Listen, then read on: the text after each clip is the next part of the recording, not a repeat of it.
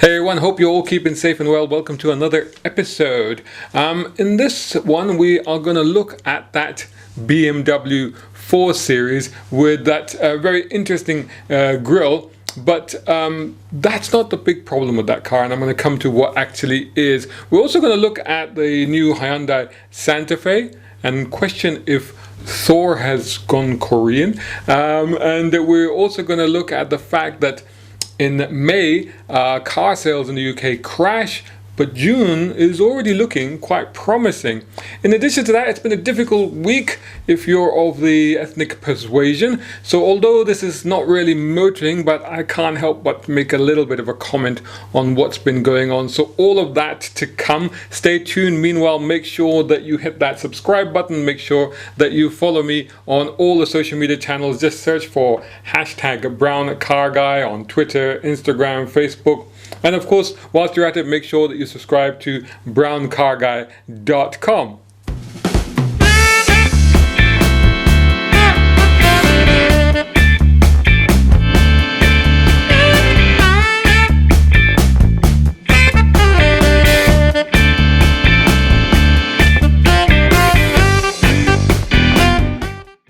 So the big car news of the week was, of course, the new BMW 4 Series with this massive elongated grille. Now, there's been a lot of controversy over that grille, and I put up a post on my Facebook and on my Instagram account as well, and there were quite a few interesting comments, shall we say. Not all of them complimentary. I think it's got a lot of people going. But you know, I think it's one of those shapes where it's going to grow on people. Like initially it's so radically different that it's going to get people's goat, but after a while they're just going to get used to it. Now the main thing about it is the fact that because the grille, to me, the way I don't mind it, because the kidney grills are actually vertical rather than horizontal, because you know they've been getting fatter and fatter this way on like the 7 Series and some of the other cars.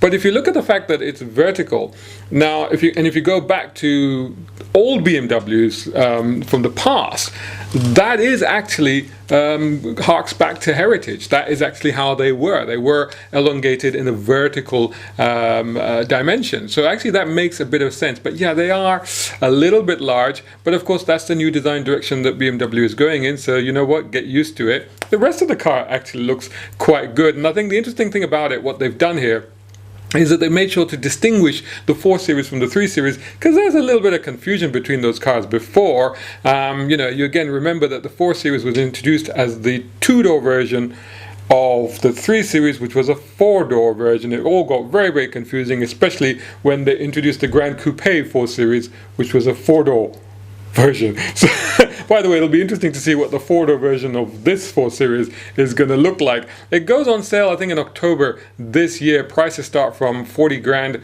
That's UK prices, £40,000. And the range topper is the M440i, which actually gets the super engine. It's about 375 horsepower, something like that. And so it's pretty quick. And that will be, that's about that's £53,000, that one. Now, the main thing about this car, yeah, it comes with all-wheel drive, rear-wheel drive, diesel engines, petrol engines, and mild hybrid systems.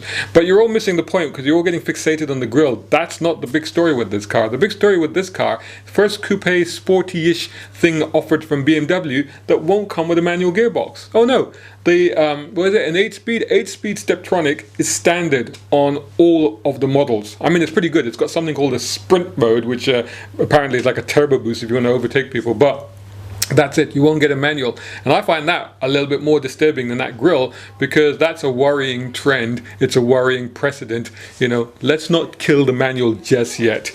Anyway, let's move on to the second car launch of this week, which has been the Hyundai Santa Fe. Now, this is not an entirely new car. This is an update, and the main focus has been the front of the car, as you can see. And it's quite interesting because it's starting to look increasingly like Volvo. Particularly, there is a styling theme that they have borrowed exactly from Volvo. If you look at those headlights, if you can make out where the headlights are, and I'll come to that in a minute, there's like a hammer motif that goes through them. If you look in a Volvo, XC whatever, any XC90 whatever, the hammer is lying on its side. You can see the same shape, and now this shape is protruding vertically again in the Hyundai.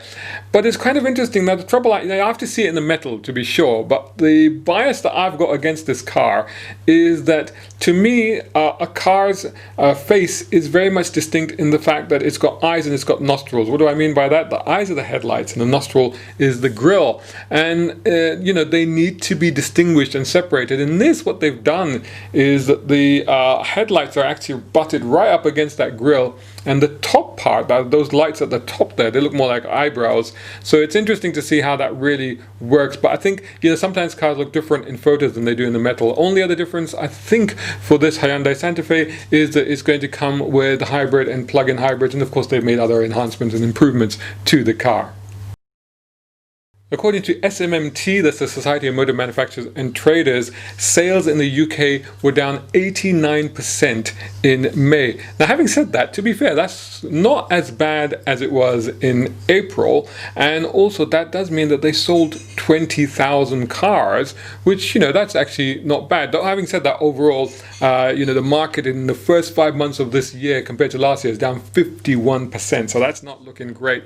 But as predicted, there has been a surge, and I can prove this because of the 20,000 cars that were sold, more than half, I think 12,900, were actually bought by private buyers. And as I've said in previous videos, I think after the lockdown, people wanted to rush out and get cars because they realized that actually they want to have them. And there's still a lot of potential. Remember, as we discussed, 56% of people without licenses, with driving license in the UK but without a car, are now contemplating buying a car.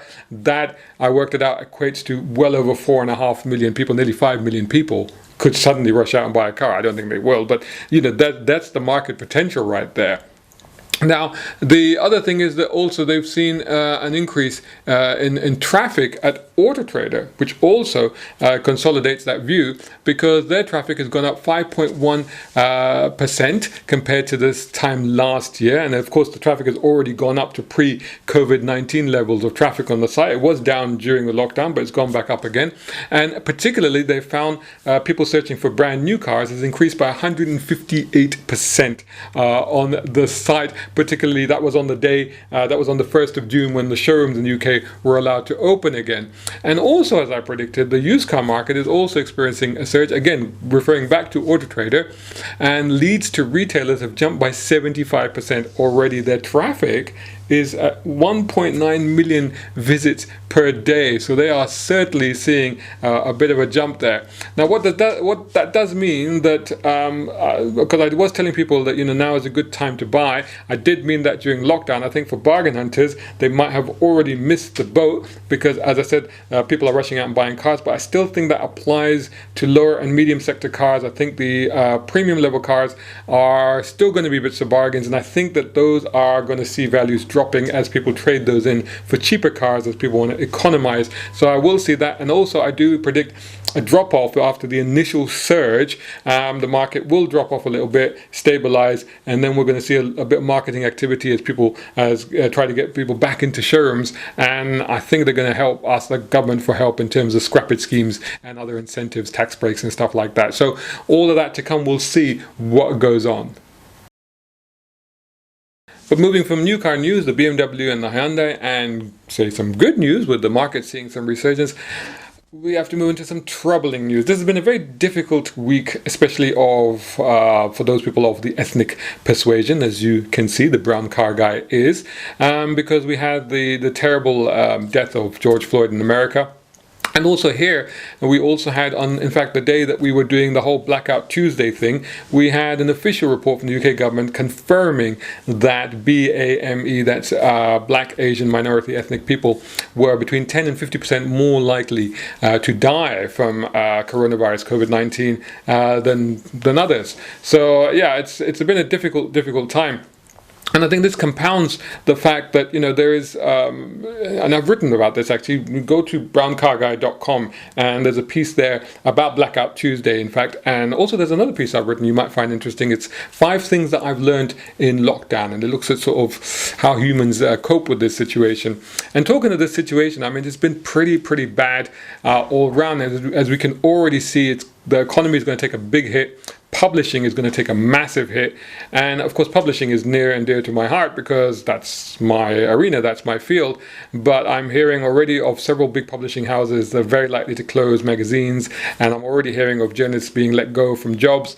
You know, and it's a difficult time. And if, again, going back to the whole BAME thing, Black Lives Matters, and the fact that there is a level of institutional racism, and let's not call it racism, let's call it prejudice, because I think racism is where people are overt about it and know that they're doing it. I think for a lot of people, they're not aware of what they're doing, when it comes to racism. It's just kind of a subconscious thing that happens.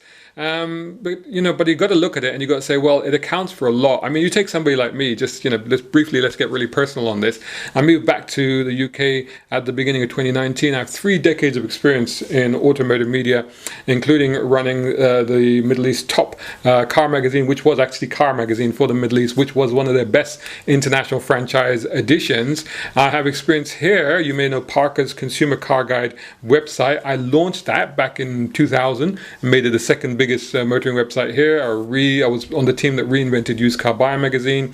I've done 6 years of radio. I've done TV. I've done all kinds of stuff in automotive, YouTube, live events, you name it. And coming back here in the first few months of 2019, I sent out CVs, I contacted everybody, I applied for all kinds of jobs, couldn't even get my foot in the door. And you've got to wonder why, you've got to wonder why. And I'm not going to say too much about it, but I think you can jump to your own conclusions. I mean, you look at the brown car guy, you look at my actual name, you look at my my history and my skin tone, and I think that there may be certain conclusions to be drawn from there. Of course, it is difficult for everybody at the moment, but there you go. And of course, so what I settled on doing was freelancing, and of course this channel. And this is probably the way to go, because even the freelancing has been very, very difficult, and I think it's about to get even more difficult with the way things are going now. So having said all that, make sure that if you like my content, if you enjoy what I do, then head over to patreon.com/Shazad Sheikh, and there you can support what I'm doing, and that would be fantastic. Otherwise, continue to like, share, comment, subscribe, and share my content everywhere, because that all helps. But yeah, I mean, just to conclude that thought, it's difficult times, and I think that we need to move forward now, and we need to be a bit more all-encompassing, a bit more generous and harmonious in our sentiments and an outlook, both externally and internally, because let's be honest, we're all guilty of some level of prejudice, but we don't have to be. It's something that we can reprogram ourselves. So anyway, that's a little bit of me ranting and raving there. That's got nothing to do with automotive, but I thought it might be interesting. Anyway, I hope you enjoyed that. Make sure you hit that subscribe button. Like I said, continue to like, share, subscribe, and I'll see you again in the next one.